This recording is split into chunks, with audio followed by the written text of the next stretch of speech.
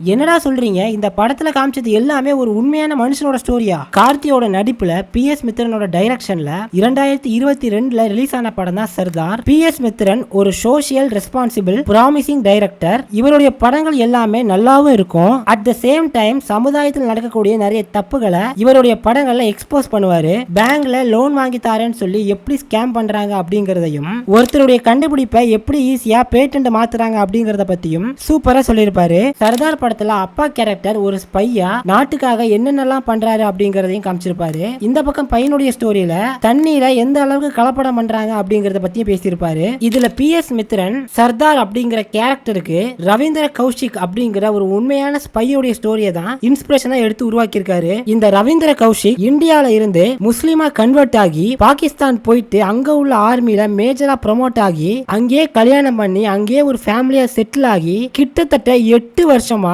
இந்தியாவுக்கு ஒரு ஸ்பையா வேலை பார்த்திருக்காரு.